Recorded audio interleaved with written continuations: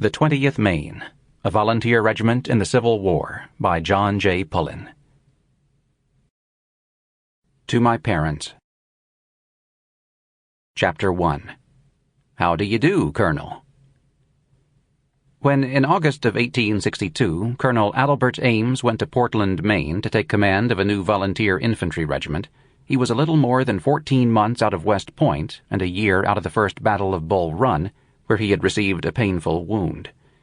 Thus it had been impressed upon him in two ways, one theoretical and the other practical, that discipline is a mighty good thing to have among your soldiers when the shooting starts. And therefore Colonel Ames was disgusted and horrified when he arrived at Camp Mason near Portland and got his first look at the troops gathering there for the 20th Regiment Infantry, Maine Volunteers. Instead of saluting, a man would say, "How do you do, Colonel?"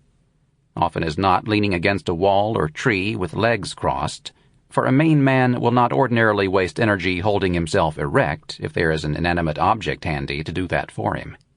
The military posture of one man, standing in ranks, was so abdominally atrocious that Colonel Ames roared at him, "For God's sake, draw up your bowels!" The men wanted to act like soldiers, but obviously none of them had the slightest notion of military affairs. They had no uniforms or arms, and little equipment.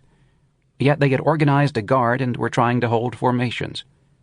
At one guard mount, the officer of the day was clad in a brown cutaway, striped trousers, and silk hat. He carried a ramrod for a sword. Both the officers and the men seemed to think that a regiment should be run something like a town meeting. Orders consisted of long explanations. Then there would be conferences and discussions, and finally agreements between the officers and enlisted men. True, the agreements seemed to be carried out. The men themselves took a great deal of responsibility for this, and in cases of disobedience the offender was likely to be knocked down and perhaps kicked if the offense was of a particularly flagrant nature. Colonel Ames, not a mild-tempered man to begin with, and with so much to be done, the Union to be saved, a brigadier generalship to be won, and all that, found himself losing what patience he had. He barked, "This is a hell of a regiment!" Then he straightway set about putting the 20th Maine into some semblance of a military organization.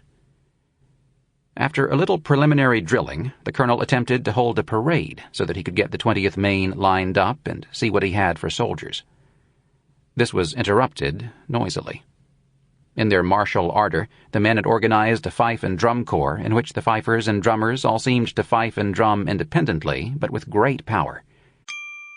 Sample complete. Ready to continue?